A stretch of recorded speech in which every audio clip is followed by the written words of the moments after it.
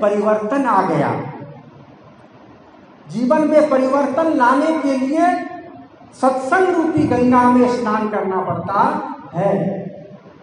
जलधारा वाली गंगा में आप व्यक्ति डुबकी लगाते हो और जब पैर स्लिप कर गया, तैरने नहीं आता है, तो क्या हाल होगा? डूब के मर जाओगे। और सत्संग रूपी गंगा में आप जितनी गहरी डुबकी लगाओगे उतना जल्दी भवसागर से तर जाओ।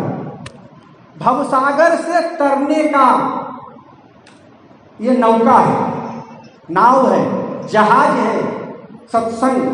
सत्संग रूपी नौके पर जो सवार हो जाता है और सदगुरु रूपी कड़िहार, सदगुरु रूपी जो कड़िहार हैं, वो यदि नाव खेवनधार बन जाते हैं, कर्णधार बन जाते हैं और नाव को खेव करके पार उतार देते हैं। स्वामी शंकराचार्य जी महाराज ने प्रश्नोत्तरी में बहुत ही सुंदर श्लोक कहा है कि अपार संसार, शायद पहला श्लोक है, अपार संसार समुद्र मध्य सम्मर्जतो में शरणं किमस्ते गुरो कृपालो कृपया वदेतद् विश्वेशपादाम्बुजले घनौका।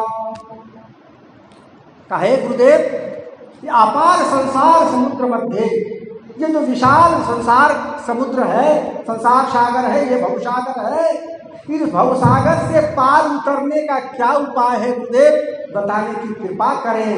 सम्मज्जतो में शरणम किमस्ति, मैं किनके शरण में जाऊं जिनसे कि मेरा यह आवागमन छूट जाए।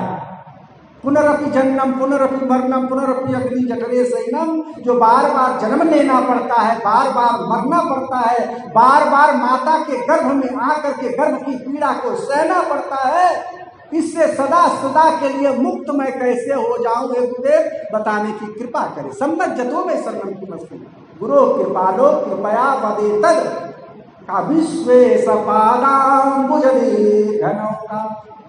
का विश्वेश पादाम, जो संसार का जो मालिक है, जो परमात्मा है, जो सत्य सनातन है, जो अनादि ब्रह्म सत्पुरुष परमात्मा है, उनके शरण में जाओ। उनके शरण रूपी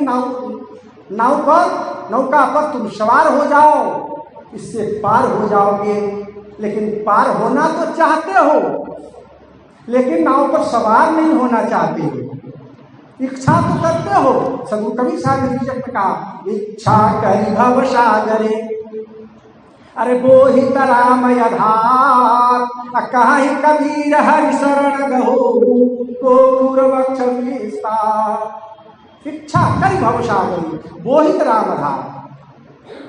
तो भवसागर से पार उतरने की यदि तुम्हारी इच्छा है, तुम्हारी जिज्ञासा है, पार उतरना चाहते हो, आवागमन से निवृत्त होना चाहते हो, कि बहुत दिनों से अनादिकाल से यह जीव भवसागर में आ रहा है और जा रहा है, जन्म ले रहा है और मर रहा है।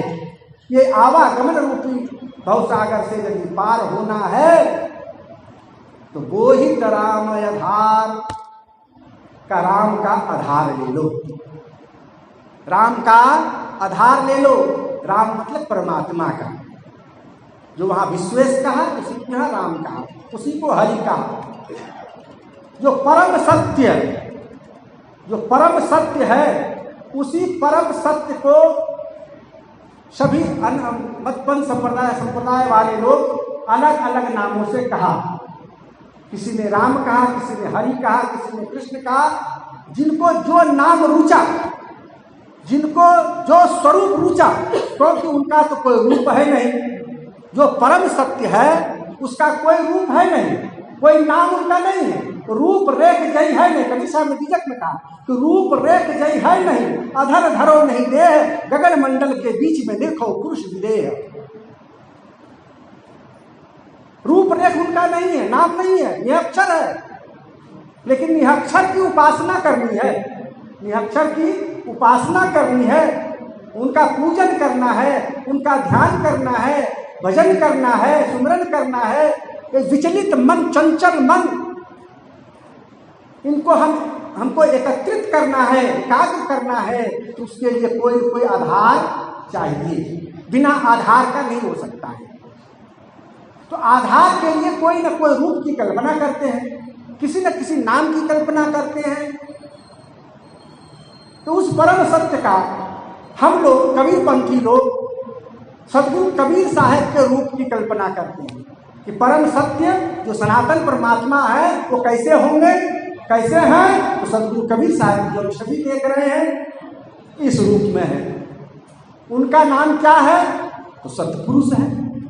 हम कबीरपंथी लोग उस सत्य सनातन परमात्मा को सदगुरु कबीर साहब के स्वरूप में और सदगुरु कबीर साहब के नाम से या सत्यनाम से उनको जानते हैं, उनको भजते हैं, उनका सुमरण करते हैं। अन्य मतपंथ संप्रदाय वाले अपने अनुकूल रूप और नाम का सहारा लेकर के वो भजन करते हैं। कहें कबीर हरि शरण गहु गोखुर वक्ष विस्तार। यदि तुम हरि के, परमात्मा के, सनातन परमात्मा के तुम यदि शरण कह लोगे, शरणागत को स्वीकार कर लोगे, तो यह जो विशाल सागर जो समुद्र है के समान जो तुम्हें लग रहा है आवागमन भवचक्र, ये गोखुर वक्ष विस्तार, गाय के खुर, गाय का खुर में कितना सा जल होगा। गाय का खुर जहाँ जिस जमीन पर, गीले जमीन पर पड़ जाता है तो गड्ढा जैसा हो जाता है, उस गड्ढे में कितना सा पानी रहता है। बस पूरा समुद्र जो है तुम्हारा उतना बड़ा ही लगेगा, एक छलांग में पार कर। लेकिन हरि के शरण कहोगे तब तो नाम हरि का जप ले बंदे फिर पाछे पछताएगा। नाम हरि का जप ले बंदे फिर पाछे पछताएगा। साहब ने कहा, मैंने कहा, सदगुरु कबीर साहब कह रहे हैं कि नाम हरि का जप ले रे बंदे, नहीं तो फिर पाछे पछताएगा।